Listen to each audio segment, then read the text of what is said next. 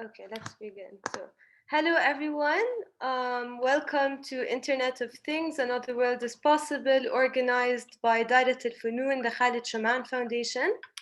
Today's conversation marks the end of this exhibition project, which we conclude after 6 very memorable and insightful and enriching months. And so, on this occasion, I'd like to thank all of the artists, filmmakers, writers, guest speakers, and team members that took part in this and made this project possible. It has been an absolute pleasure to work with all of you. Hello everyone. Welcome to Internet of Things, Another World is Possible, organized by YouTube. Okay, I apologize for this. Speaking of possibility, which seemed both apt, a subject to conclude with, but also a very intuitive, transitory conversation, making way for future endeavors, I'd like to welcome today's guest speaker, our very good friend and acclaimed writer and filmmaker Jihan Tahri, whom we will think and meditate with this evening on how we might conceive of possibility and what a radical politics of decolonization might look like in light of the incumbent global moment. Jihan Tahri is a multi-award-winning film director, visual artist, producer, and writer. She currently serves as a general director of the Berlin-based documentary support institution DocsBox.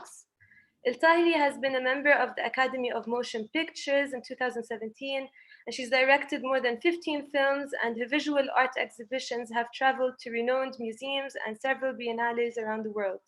She continues to mentor up-and-coming filmmakers in various documentary and filmmaking labs, and she has served on the boards of several African film organizations, including the Federation of Pan-African Cinema and the Guild of African Filmmakers in the Diaspora. Welcome, Jihan, and thank you very much for joining us in this conversation. مرحبا بالجميع بمعرض إنترنت الأشياء عالم آخر ممكن من تنظيم دائرة الفنون مؤسسة خالد شمعان. الحوار اليوم رح يكون الحوار الأخير بالمعرض واللي بنختتمه بعد مرور 6 أشهر. وبحب إنه أشكر جميع الفنانين والمخرجين والكتاب والضيوف وأعضاء الفريق اللي شاركوا بهذا المشروع وجعلوه ممكن، ومسرورين جداً بالعمل معكم جميعاً. وبما إنه عم نتحدث عن ما هو ممكن أو عن المحتمل واللي بدأ كموضوع ملائم لنختتم فيه اليوم وكحديث عفوي ونقطة عبور تنقلنا لمجالات وحوارات مستقبلية مختلفة، بحب إني أرحب بضيفتنا الصديقة والكاتبة وصانعة الأفلام جيهان الطاهري يلي رح نفكر ونتأمل معها اليوم بكيفية فهمنا للإمكانية وما هي السياسات الراديكالية في ضوء اللحظة العالمية الراهنة. جيهان الطاهري هي مخرجة أفلام وفنانة بصرية ومنتجة وكاتبة حائزة على العديد من الجوائز. بتعمل حالياً كمديرة لمؤسسة دعم الأفلام الوثائقية DocsBox واللي مقرها ببرلين. جيهان عضوة في أكاديمية الصور المتحركة وأخرجت أكثر من 15 فيلم وسافرت معارضها الفنية العديد من المتاحف والبناليات حول العالم. بتواصل إرشادها لصانعي الأفلام الناشئين ودعمها المستمر لهم في مجال صناعة الأفلام الوثائقية. وجيهان أيضاً عضو في مجالس إدارة العديد من منظمات السينما الأفريقية بما في ذلك اتحاد السينما الأفريقية ونقابة صانعي الأفلام الأفارقة في الشتات. أهلاً فيك جيهان وشكراً جزيلاً لانضمامك اليوم لنا لهذا الحوار. أهلاً ولا أنا متشرفة أن أنا أبقى معاكم. Okay, so now before we start, our colleague and co-curator Firas Shhade will do a short recap of the Internet of Things exhibition project to provide a bit of context for those of you who are joining us for the first time. I ask that you all keep the microphones closed until the end, please. We will open up the last 20 minutes for questions and answers. Firas, you can start whenever you're ready. Thank you. شكرا جود وشكرا ريم وأهلا جيهان كتير مبسوطين إنك معنا اليوم. So yeah, I'm gonna do just like a very fast recap. I guess in one mixture merged of languages, I'm not sure. So like Internet of Things and Other Worlds Possible had an exhibition project started like, I mean, we started thinking about it in mid-March when the whole pandemic started. And we've been mostly like thinking about the pandemic, how we can think about it, how we can talk about it, and is it actually a moment, because there was like major, I mean, it was a shock for the whole world, no? وكانت a global event. So we've been even thinking and taking a lot of references from also like the Gulf War as like a global event that إنه غطى العالم كله وكان الكل متابع هذا الإيفنت. But it was too much that العالم ما كانتش أو including كتير ناس يعني ما كانش في فرصة العالم إنها تفكر بهاي الحالة، صح؟ إنه لأنه ما كان حدا كان بيستناها إنها تصير. And I guess in a way or another, at least for me, I find it similar to the COVID-19 moment. لأنه كان لمدة شهرين ثلاثة إنه this virus thing is happening in China, the end of the world, it's not gonna spread all over, etc. But then of course it did. And so then the whole lockdown and the state of emergency that took also all over the world, and this whole Zoom, internet, I don't know, like like basically the basic like transformation or like this I don't know, movement that was happening because the internet kind of suddenly appeared as a new thing. I mean, we've been using the internet for the past 30 years, but of course internet now it took like another shape than what was before. And this is what we are referencing and what we are talking about in the first part of the title, Internet of Things. And Internet of Things is a very technical term, but we kind of took it from this very technical aspect of it that has to do with connectivity and communication and smart systems to actually put it in also in relation to, I don't know, bodies, body politics, healthcare systems, I don't know what, etc., etc.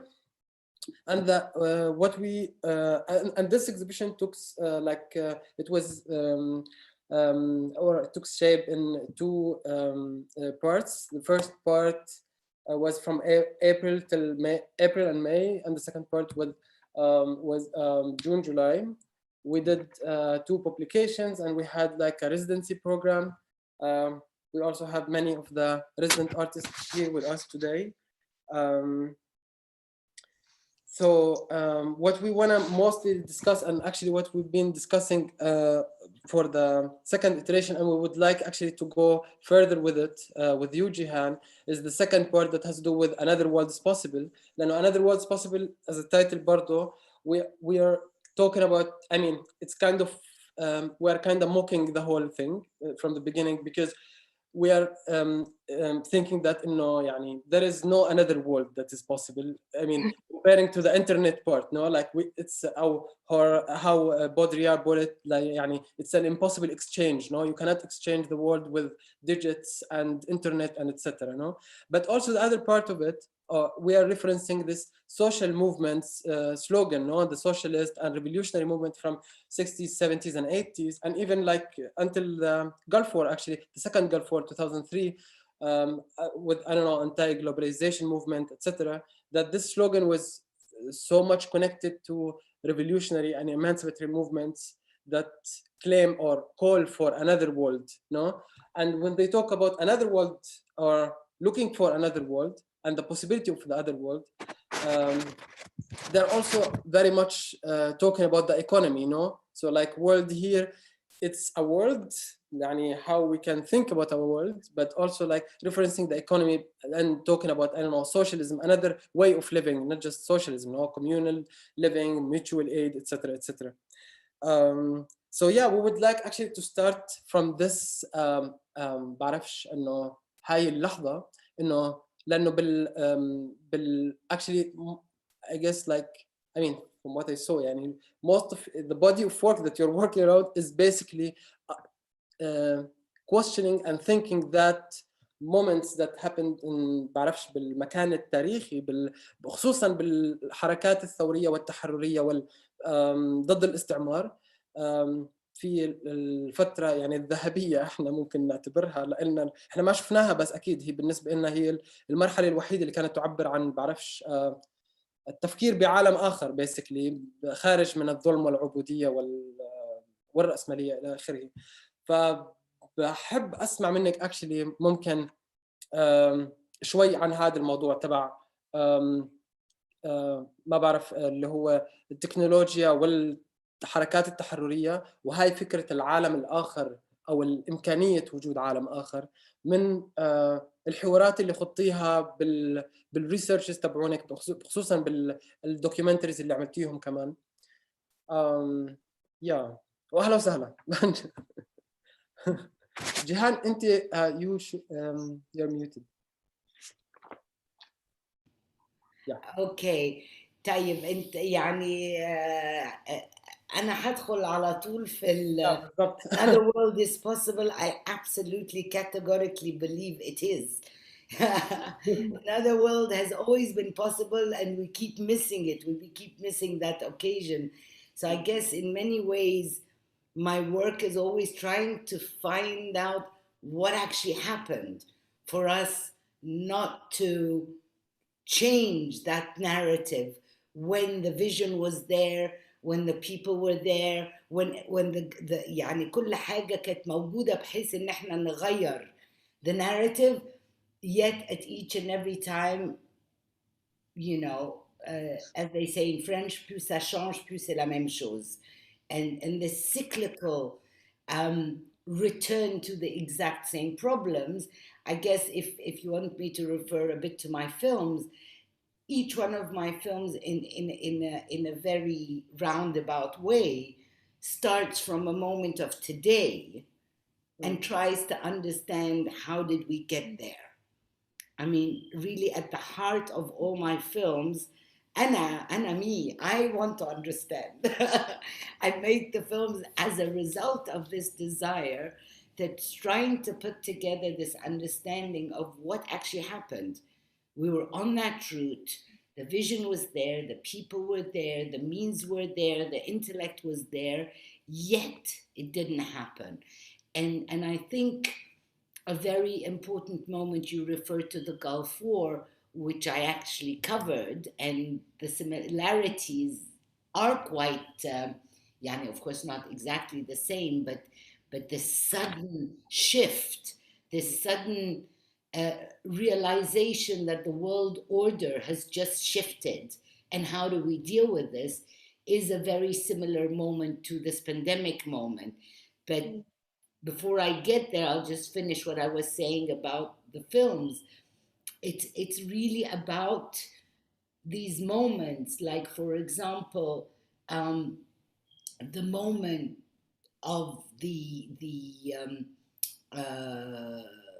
1954 in Egypt, for me was exactly the identical same moment of the moment when the revolution had triumphed in 2011. So suddenly you have this shift, you have all these possibilities, all the people that had been screaming and shouting and all the options, and the people who could make it happen were all there.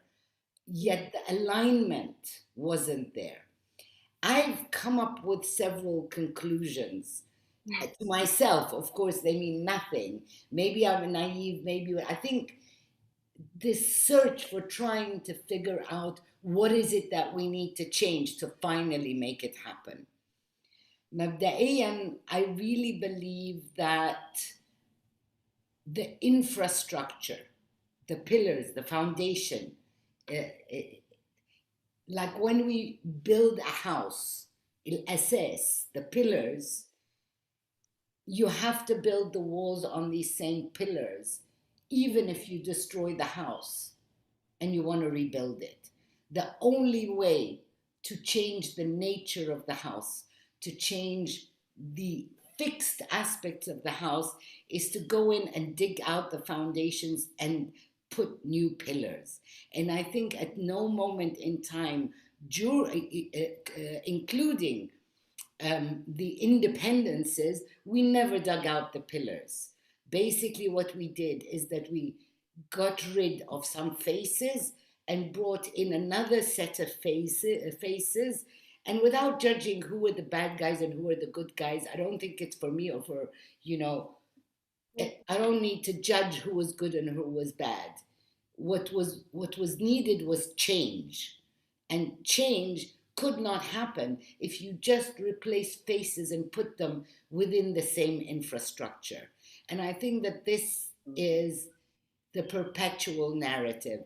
And I'll take it to now, even the pandemic.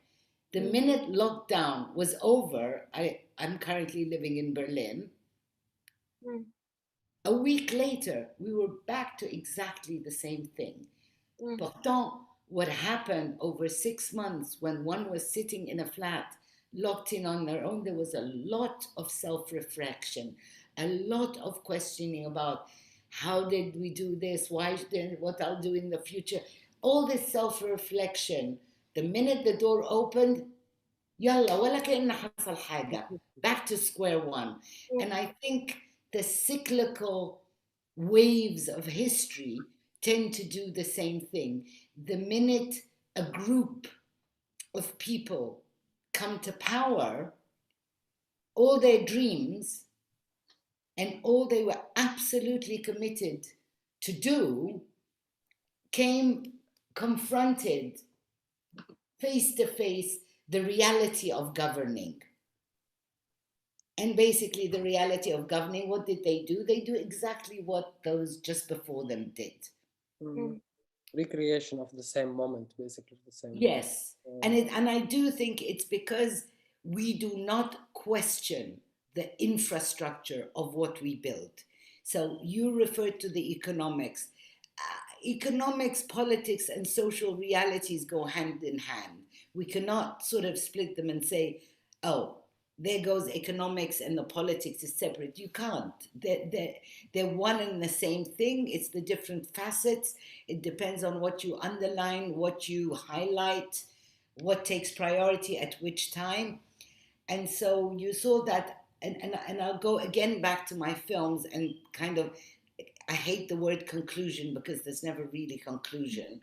But the other thing I think I reached a realization of is that heroes do not need to become governors. And what happened during all the independence movements is the people who were the heroes of the struggle then became the rulers. But the problem is that you do not need, like, the set of skills needed to do a struggle is not the same set of skills that you need to govern. And again, once more, this whole problematic, yesterday's hero suddenly becomes today's governor.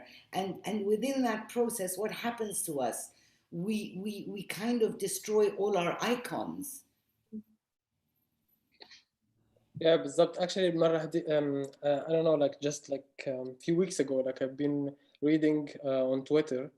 I don't know, like just a funny post, but talking about this, basically like heroes being in more state position or stuff. I mean, also, of course, like there is like the case of Aimé Césaire, for example, which is different maybe from different... It's not that different. Aimé Césaire is a perfect example.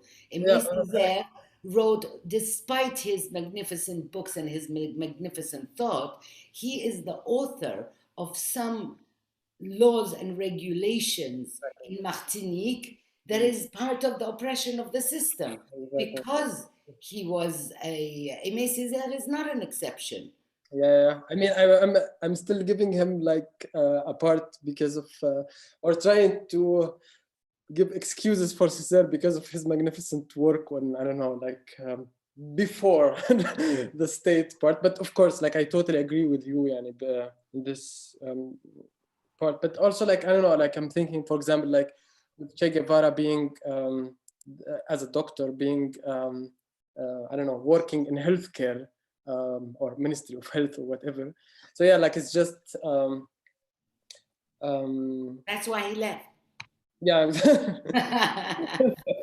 Yeah, exactly. yeah بالضبط. السؤال ايه بقى؟ قول. لا هلا انا بس نروح لهذاك المكان ممكن عشان بعدين جود او ريم في عندك. Okay. Yeah. I'm gonna actually build on what you both have just articulated and maybe like take a لمكان أكتر narrow. So like you both said, our current moment is in many ways shaped by the failures of the post-colonial state, but also a hope, at least in the beginning of the pandemic, that we might get the chance to do things differently. Hence Andrew Roy's speech in early March, which described the pandemic as a portal to a different future. This is something that the project has grappled with in different ways. We spoke a lot about cancelled futures or a present where the future has disappeared, all in the context of the Global South, or maybe specifically in the context of the Global South, looking at how the networks that shape our everyday existence have entrenched the power relations underpinning coloniality and neoliberalism. And now, as we approach the end of it, we feel the urgency of going back to moments in the history of the Global South that embody possibility and potentiality despite their eventual outcomes. 2011 is one example, but more importantly, a revisiting of the moment of independence and its promise of another world possible is, as you have previously articulated, Jihan, incumbent on us to try and understand why we got here, which is something that you return to time and again in many of your films, yeah? So I guess my question would be, what is it about these histories that your films grapple with, especially in reference to moments of anti-colonial struggle and independence, but also more specifically the concept of internationalism and the geographies of solidarity that materialized at the time that continue to be at stake today? Or in other words, what is it about these histories that endures in our present-day engagement with futurity? First of all, Roy's piece was one of the most magnificent pieces written, and it really triggered a lot of thought.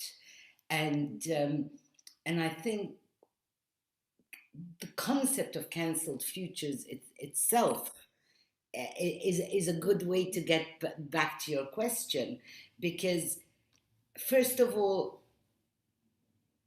pinpointing a moment of hope, there are many of them. Okay, and rather than going to 2011 or going to something very recent, I'll actually pick out a country that I have been very adamant to follow, which is the Congo.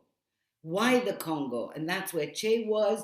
That's where Egypt helped all different liberation movements in the 50s in that country. Algeria engaged with the Congo. Everybody engaged with the Congo. Why? Because it is at the center of the continent, has absolutely every single raw material. And if that piece of the continent remains in chaos, it is practically impossible for everything that surrounds it to be stable. And it's surrounded with 9 different countries. So the ripple effects of the Congo are dramatic. They go all the way up to, I mean, like they really do affect the entire Congo. And Frantz Fanon actually said, the Congo is shaped like Africa is shaped like a gun with the Congo as its trigger. And I really do think it's true. And so the Congo got independence, and the Belgians left and returned literally 16 days later under a different garb. And so the option of real independence, it was very clear, was never going to happen. The rhetoric of independence was essential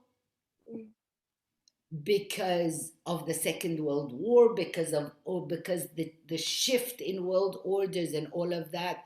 But you know, and I'll go back to one of the things Firas was saying, back to the economics of it. Until today, these same countries still have the colonial money. It's actually called the same thing, but they've changed the names of so instead of franc colonial, now it's called franc communautaire or something like that. But the acronym is still the same, okay? And so independence and moments of independence did have these bright moments. The bright moments in the Congo was when Lumumba came to power, but that was killed very quickly. And a second bright moment is why I decided to make that film called The Tragedy of the Great Lakes. I think I did it in 99 or around there, because for the first time since independence, the different countries came together in a form of solidarity and a form of internationalism reminiscent of the 60s to get rid of just one man who was blocking the entire system and was the man where all the Western powers counted on to maintain that chaos. And it was a 2-year period, which I actually followed from beginning to end, where at the beginning you actually thought, wow, this is going to work.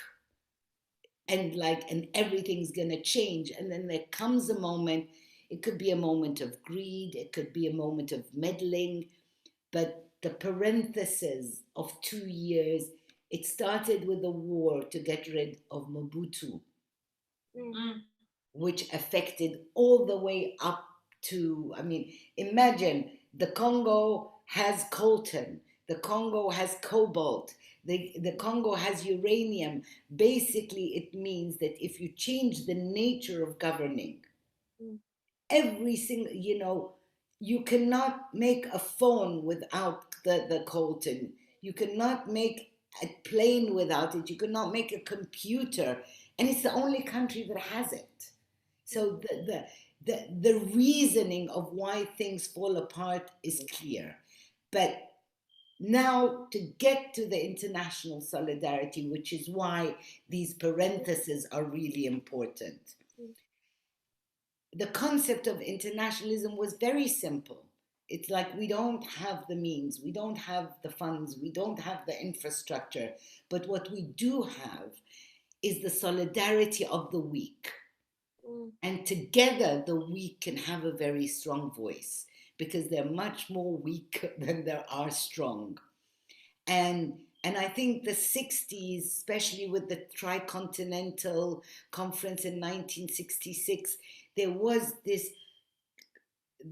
coordination that superseded race, superseded country, superseded language, to realize, actually, guys, we all have the same problem. It doesn't matter in which language the problem is or who your enemy is, but the structure of the problem is one and the same. So if we get together, we can change the world.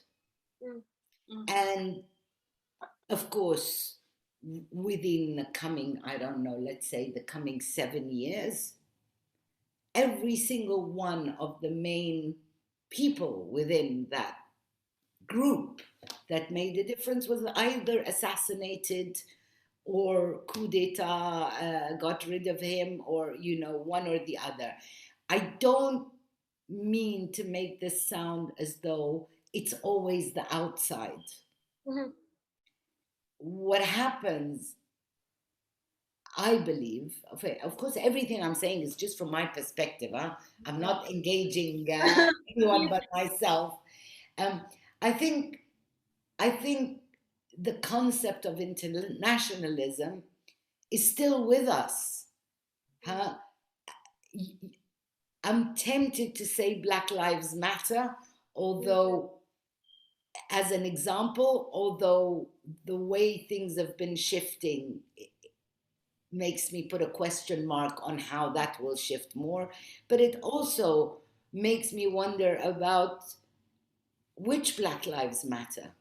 Is it just the Black Americans, the African Americans? But why doesn't a hungry child's starvation in Somal matter?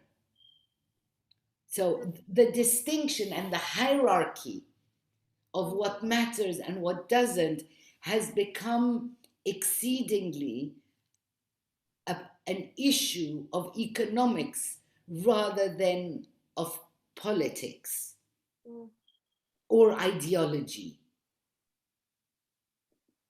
I have no clue if I answered your question and what you were saying, but it's a great answer actually, and يعني, funnily enough, it sort of already brings us to the upcoming conversation, to the upcoming program. بس يعني I will leave it with Reem هلا to carry on with the conversation. But also, actually, Jihan, before I ask you my question, it's very interesting that you mentioned Congo, and while watching your movies, we see the case of Guinea-Bissau, which is a very little small country, and how that their liberation or their struggle was. And I remember this very specific moment in your film where Amilcar Cabral, when he he asks some help from the Cubans, and then he says, "No, I don't want your troops. I don't want your military. I only want your doctors, right. and only that." For me, I feel that while watching the film, that was such a turning point. I'm yeah, it's exactly that. I think if we really want to see one case, you totally got me, Reem, because Amilcar Cabral is without a doubt my favorite of all of them. it was brilliant. While I was watching, I'm this is exactly what we need. We don't when I also watched the films with the Egyptian, the Modern Pharaohs trilogy. I'm if only the case of Amilcar Cabral was broadened, this would make such a huge difference. But I think it's not an either or. I think that even in the trilogy, you see the moments where it shifted. I mean, in the 60s, there was a sincere and real desperate attempt to try to make things work. But then the politicizing and all the different narratives that happened around that made it absolutely impossible. And I think what I try my best not to do is judge, because there's no real point judging, because there's so many factors that no historian can really grapple with all of them, and certainly not a filmmaker, because you're just telling really one story. But I think, be it what I try my best to get at is understanding not only just the moments that were highlighted, but also the silences in between. Because, I mean, let's be honest, what do we know about our history but except what was handed down to us as the version that was the mythology created by those who came to power? Exactly. The lion never gets, it's the hunter that tells the story of how he hunted down the lion. The lion won't get to tell that story. So we only always have, or what I think it was Napoleon or something like this, who said history is but a fable recounted by the victor. Because and these constructed narratives of independence, what do?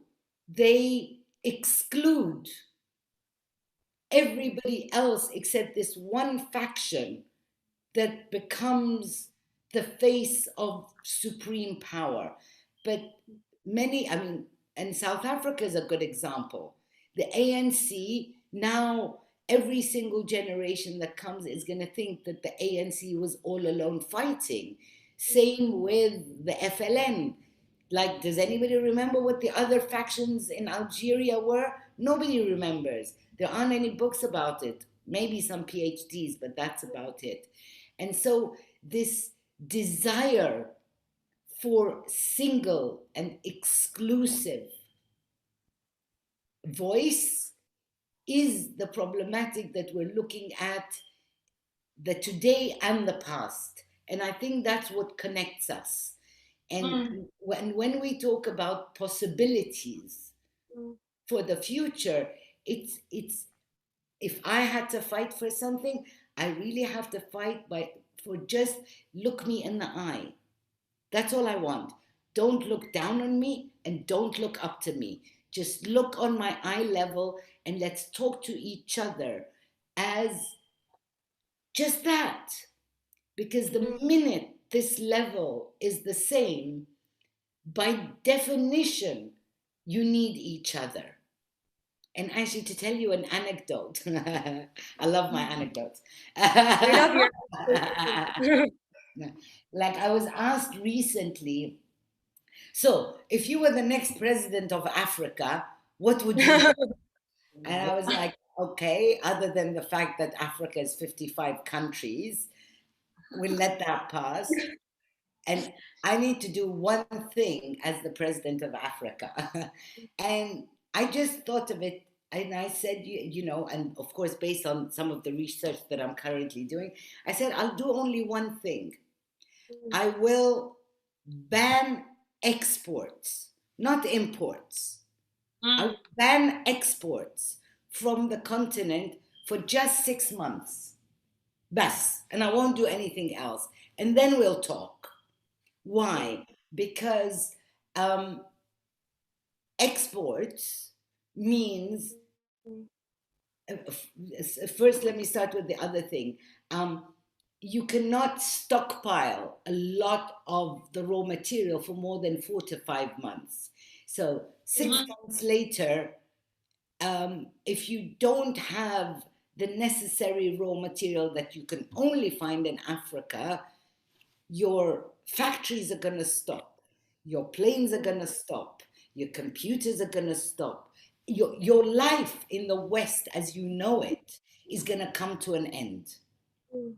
And I'm not talking about imports. We'll still buy from you whatever you want us to buy in your currency, but we'll ban anything coming out of this continent. And I do believe that if something like this actually happened, which is obviously impossible,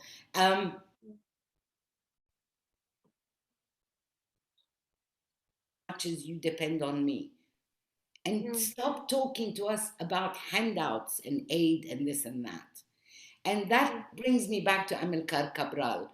Amilcar Cabral was, I mean, he's my absolute favorite because he was both an ideologue and he was extremely practical, and he really thought out of the box. Like, one of the things Cabral absolutely insisted on is maintaining Portuguese as an official language, which everybody thought was really weird because he was so vocal and so revolutionary, but like, why do you want to keep Portuguese?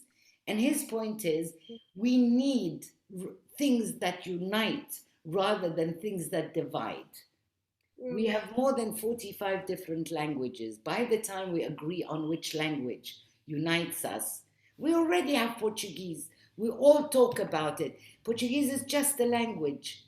We can use their language to do what we want to do with it. Nothing is imposed on us. Okay? And his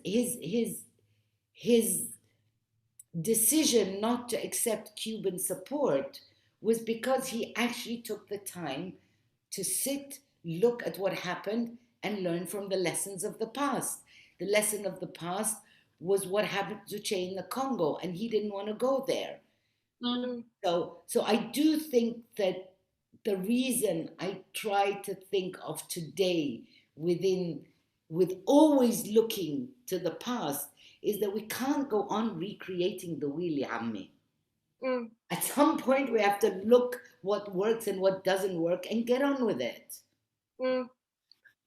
I think this brings us to the question that this entire conversation sort of revolves around, and maybe we can then open up the space for questions and answers from the resident artists, but also everyone who's present with us in this conversation.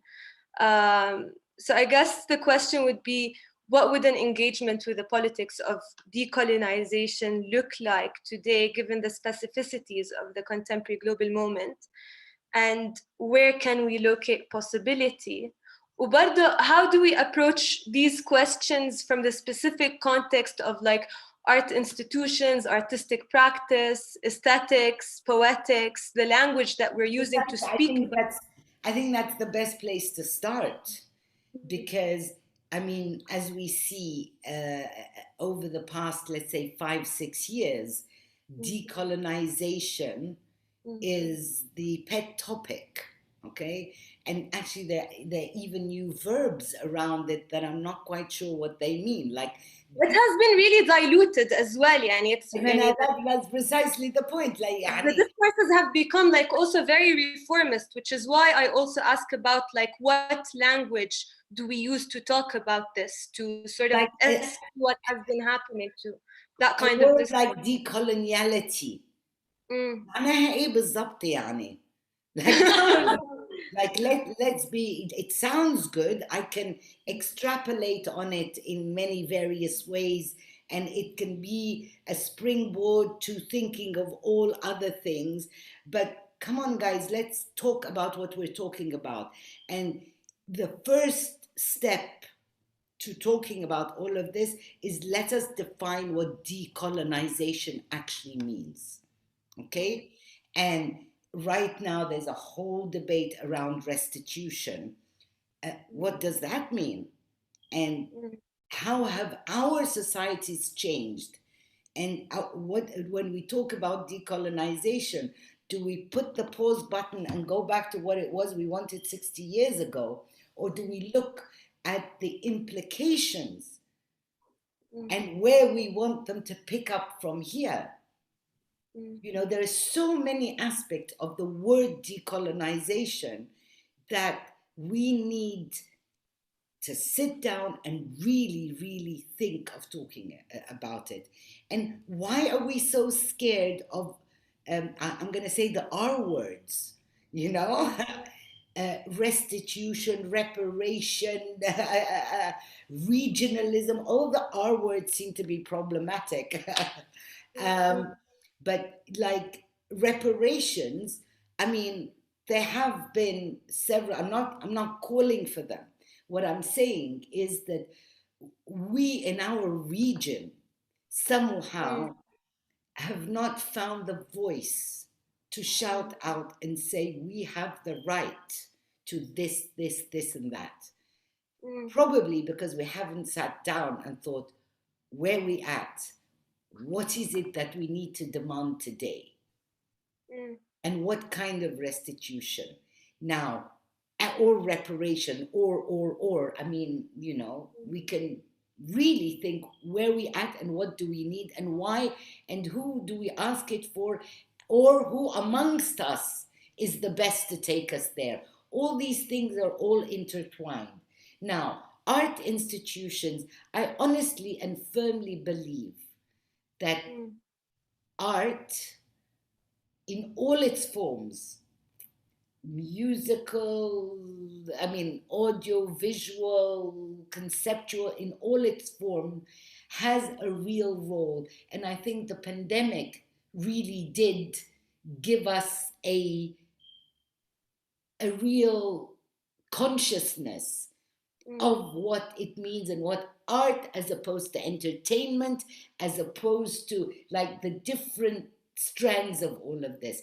So when I talk about art, I'm talking more about sort of the sort of what, not entertainment alone for entertainment's sake. I think it has a role to, as I said earlier, make the world or individuals and people who interact realize that there is a space of commonality, and that space of commonality is what eventually allows us to think that turning the violent into the beautiful is possible.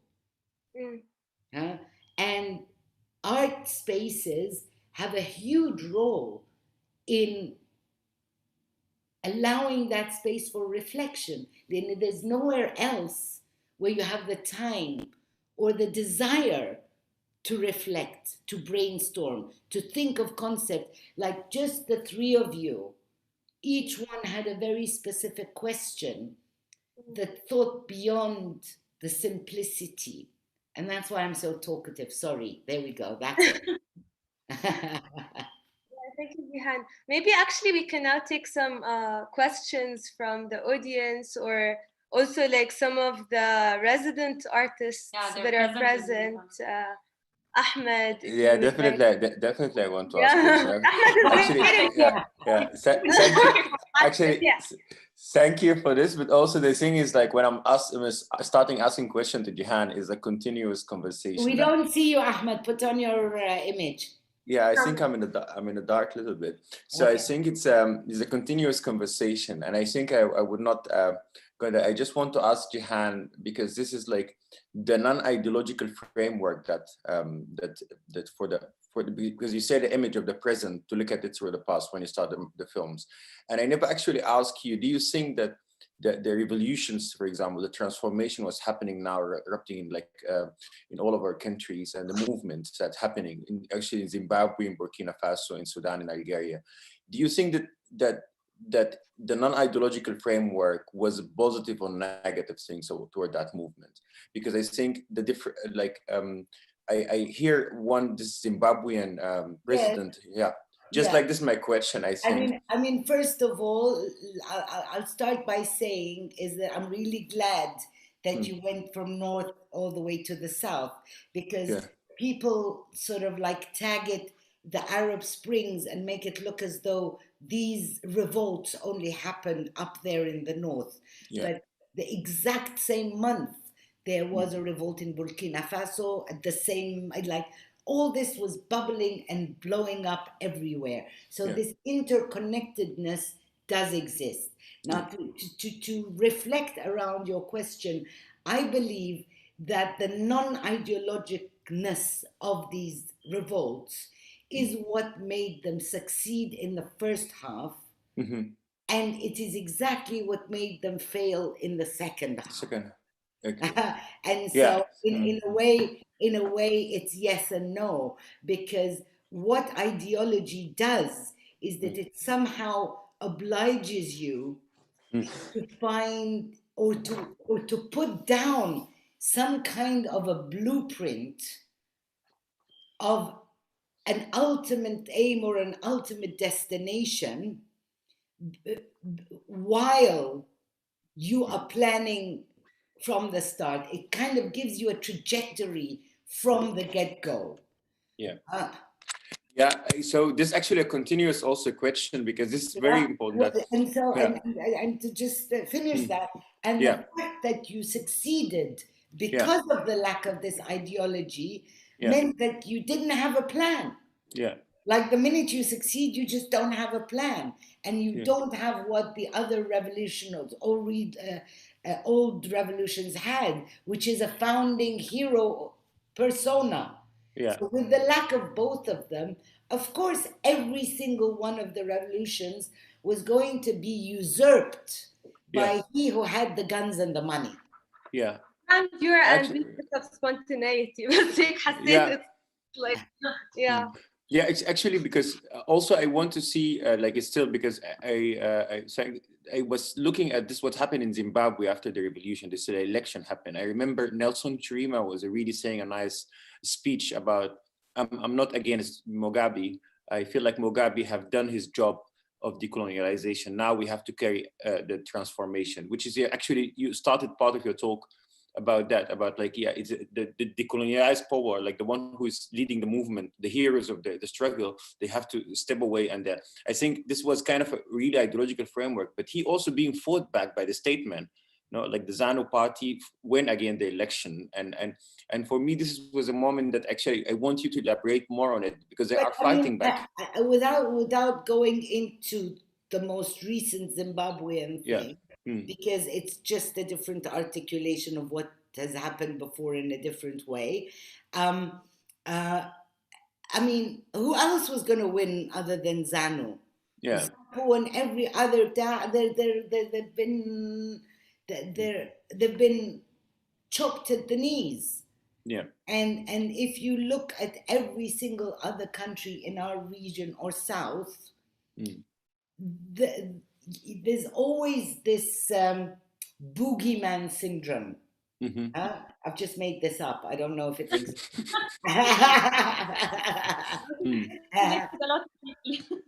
The Boogie Man Syndrome is that if it's not us, you know us and we're the heroes and it's going to be them. Okay? And then the boogeyman says, you see, you've been suffering from the other. And so these two poles need each other. They need each other to exist. البعبع بالضبط. They need each other to exist. Yeah. Why do they need each other to exist? Because the middle of the road and those who actually will sit and bring things together doesn't have a voice, because you're obliged to say it's either this or that. And that's why in most of our countries, who are the people that have suffered most and who have gone to prison most and have been there? It's the central middle of the road intellectual brain think tanks who question where we're going, because they are the ones who rock the boat. The Democrats, although I don't like that word either, are the problem. We need to stay at the polls for the order, the existing order, to continue functioning for its economic benefit and for its political benefit. Yeah. One last question, because I know Jihan, she had a recent conversation about the role of technology on after post-pandemic, and I want her to elaborate more on that, because there's this platform, Internet of Things, another world is possible, and the role of technology as a process of like liberation and creating also space for self-organized or like we call it like for reparation, or the R words that are taboos. And I want you, Jihan, to elaborate more on that and to tell us the role of technology as after we all migrate to the internet. Yeah, I mean, there was like this mass déménagement. It's like trucks came to move the furniture of the physical world and moved it up to the online world, and especially the first month, you were left with this assumption that you had no other option, until you had to stop and think, what do you mean I have no other option? Of course I have another option. I have the option to fight for the real world. Otherwise, I don't want to live in my kitchen in front of my screen. That's not how I want to live. And scary movies, scariness, and it's exactly the same narrative like what I was saying. It's either this or that. And just like a short take. You said a very important also in هذا إنه حكيتي to fight for the real world, and I find that actually إنه لأنه this kind of call إنه أول هاي اللحظة تبعت الميد مارش مع الشوك والهذا صار في هاي الحركة تبعت solutionism. تمام إنه no, we can go to the internet, we can be, I don't know, we can move the whole life with the internet وهذا, but also losing ground, no, losing actually reality, solidarity. But I'll stop you there for a second. It's a very tricky one, لأن on the one hand technology, and I'm actually answering both you and Ahmed at the same time, technology, and everyone has a phone, huh? So the concept is, this is how you'll get more inclusion. This is how you're actually going to spread out. Finally, we're getting, you know, the classes who all they have is access to a phone integrated. And at the beginning, I actually believed that. So until I found myself, I was mentoring in one of the mentoring programs. And I had like 5 or 6 films that I was mentoring. And of course, the 2 African ones, every 2 minutes, the guy went offline. And what did they do? They muted him. خلاص بقى متوقعش راسنا. And let's get on with it. And the other thing is the cost of it. Yani, you have the internet on the phone and you pay €5, for example, for the whole month. The minute you get onto a Zoom, in less than a minute, your €5 are gone. So the fallacy of technology being a mode of inclusion became extremely visible in that first period. But at the same time, all the people who wanted the online to become the mainstream were showing you all these things of how actually it broadens this and broadens that. And that, to come back to Ahmed's question, that's what got a group of us to actually start reflecting, not just to do knee-jerk reactions of yes, I like it, no, I like it, yes, it works for me, or no, that. It's like, what does this mean? What does this mean for the reality of what we call the audio-visual space? It's a complete disaster, you know, and it's a complete disaster for the reality of transmission between generations. It's a reality for thinking in groups. Yani, it's like as I talk now, anybody who knows me knows I'm a chatterbox from hell. And to shut me up is, you know, you really have to. But right now I'm panicking because I can't see where the clock is on my screen and I can't tell how long I've been on. And so I'm worrying about what is it I'm saying because I need to get on with it because we don't have time. And that is the kind of element that we are being sold today, that this is the most efficient way of proceeding. I beg to differ. I really beg to differ. There are very good reasons and spaces where using this technology is beneficial, and there are other moments when it's not. And this choice and understanding of what qu'est-ce qui colle à quoi? I mean, like, what is the most efficient way to do, not efficient is not the word. How is it we want to proceed with our future? How do we see our future? What do we want for our children? We have to ask these questions. And the art world has to ask these questions most of all. Okay, thank you Jihan for this. يعني هيك إنه على الوجع 100%. And speaking actually of time, we do have 10 minutes left. So I would say برضه questions أي حد من audience, anybody from the audience who would like to jump in and ask a question or make a comment. برضو any of the resident artists or the previous participants, Karim, Omar, Sulaiman, please يعني anyone feel free to jump in. Exactly.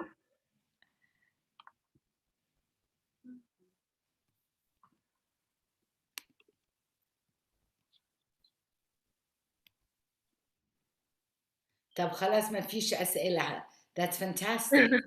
That's yeah. I mean, I think maybe it's until somebody shows any desire to ask a question. I think one of the things you said, and I don't know if I answered or not, but you were talking about futurity. I actually بس to add on that عشان إنه هلأ بس حكيت اسم كريم, I actually remembered one of the main themes that this project sought to address. So it was always about futurity and repair and reparative futures. So I would just add that to what you were just future and repairs. But I'm actually as angry as I may look every now and then, I'm extremely optimistic. I'm extremely convinced, maybe I'm wrong to think so, that the future is in the South. Whether we like it or not, the populations are in the South. You know, we keep talking about refugees and this and migration, as though the truth is that this coming and going has always existed. It's being highlighted out of fear. But if you look, we were just talking the other day with a curator who showed me a report where basically if Italy does not get migrant workers, half of its industry cannot function. They just do not have enough bodies of the right age, because within less than 10 years, the amount of those going on retirement will far exceed. So this mutual dependency, for it to work, is where in the future is what repair is about. We need to repair. You know, it's in a way, it's really like a family, and the human race, whether we like it or not, is a family. It's like غلطنا في بعض كتير. How are we going to see this through? Because I mean, and I do think that the pandemic showed to the extent to on which we're interdependent. You have one person on a cruise ship somewhere in the other side of the world, goes to a place with a name you can't even pronounce, and then it's like crazy. I think if you actually do an art piece just tracing the way the pandemic moved on, the interconnectedness is so stark that you're going to have to think of how do we repair this. Okay, actually on that, we have a question from Ali Al-Adawi. Ali Al-Adawi is asking, why do you think people still mourn the death of Nasser till now after 50 years? What does that indicate? I mean, I will tell you that, and I'll be very open about it, come what may.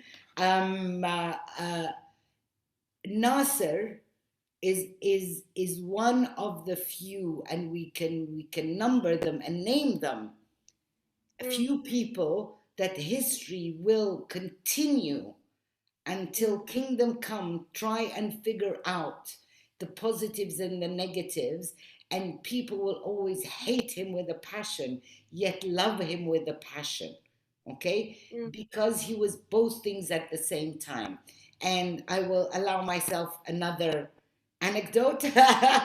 when my Nasser film opened in Paris, a friend of mine whose father was a communist and spent ages in Nasser's prisons came to watch the film. And when the film ended, he comes up to me and looks at me and he says, "How dare you not say that Nasser was a hero? You never," I said, "No, I did say," I said, "No, you never stated he was a hero."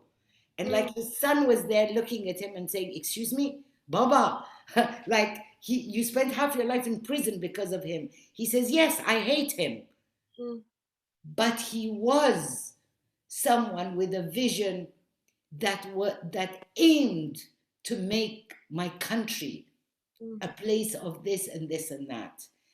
And again, in my film, there's the last scene where the woman and her brother who were criticizing him, the minute he dies, they say they felt like orphans.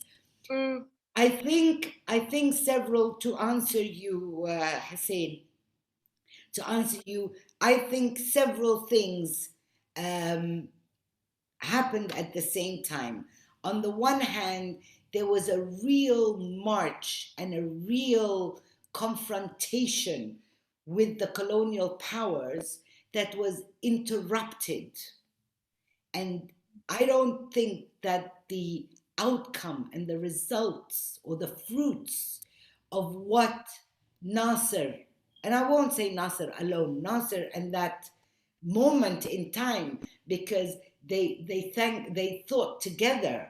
I mean, Nasser, Nkrumah, Sikoturi, all these people, Nyerere, all these people conceived of a better world together and went ahead to implement it, each in his country. Came 1967, it was impossible to think, what have we built or what have we not built or where are we going? It was sauver les meubles. It was like literally save the furniture from the flood or from the fire. And so any possibility of getting the fruit of what you had started building in order to change the nature of what is to come was completely erased in one fell swoop. So there are those who still love him 50 years later because they recognize that what if he had been given the chance? What if the situation hadn't turned him into the ultimate dictator? And there are others who say the exact opposite and say, well, he was always the ultimate dictator. And all this happened because there wasn't actually a vision. And I don't think that, and we can say that about Yasser Arafat, whether we hate him or love him. We can say that about Fidel Castro, whether we hate him or we love him. It's not about judgment. It's about people who dared, people who imagined an alternative future, who dared to imagine it. And I think that's what we're lacking. Dare ya ammi imagine. Let's go imagine. Yeah. Actually, this brings up the question of nostalgia, and it reminds me of a quote that I made note of from Behind the Rainbow. One of the interviewees was saying, why would people be nostalgic about the struggle days if freedom had been really achieved? People would be nostalgic if they have the feeling that what they have been fighting for they haven't gotten yet. فبس هاي هيك يعني commenting on that. وأم sorry. Yes. بس عشان the time is limited, I'm gonna read out one final question and then unfortunately we have to end the conversation. So we have a question from Sulaiman Majali. Sulaiman says, thanks Jihan for your work and your wisdom and your energy. How do you think we survive the institution, the academy, etc. as state apparatus? Or how does art survive spaces of co-option while still maintaining the power to dream and imagine as revolutionary work? How do we follow through in this logic of digging out the foundations when it comes to the institution, kind of related in a way to decoloniality, quote, quote, and the white institution as colonial machine in its ways of consuming and process radical thought as it emerges? What does it mean that we are bound to the institution as colonial mechanism in the European context? Okay, Suleiman, I think we need to have 3 days together to answer the question. However, I will answer it with one answer. some people are never freer than when they are in prison, because you can lock up the body, but you cannot lock up their brain and their souls. Every institution, every framework that is pressuring us to do this, every fund we go and beg from to make a film can do all sorts of things to you, but not one of them can oblige you or twist your arm to do what you do not accept to do. Because you know what? You can pull out. And you know what? You can unveil the mechanisms through which your arms are twisted. They are as fragile as we are, but we need to believe that we have the power to say no. As long as none of us want to say no and bear the consequences, we will always be in that situation. But trust me, when you confront an institution and tell them, which one day I'll tell you stories, but not now. When you tell them no, and they insist and say, are you saying this, this, and that?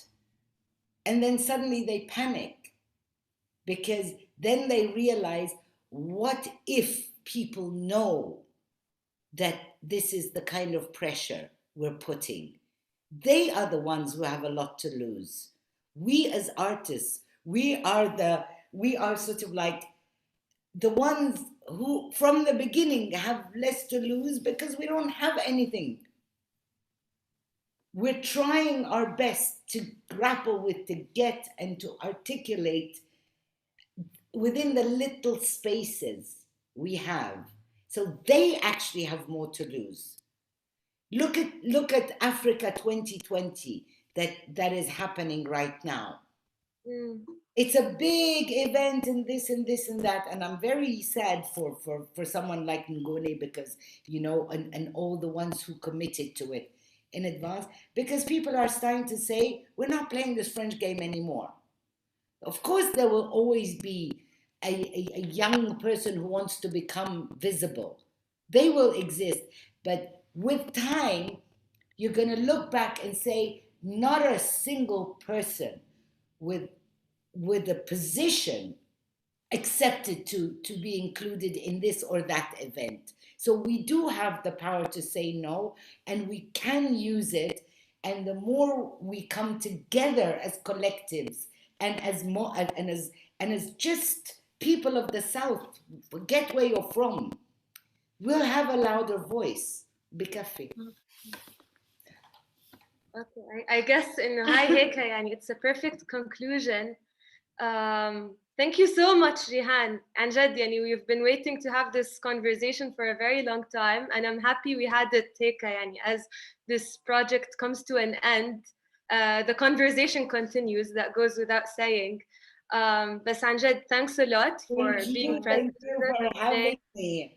It's really been a pleasure. I've been dying to.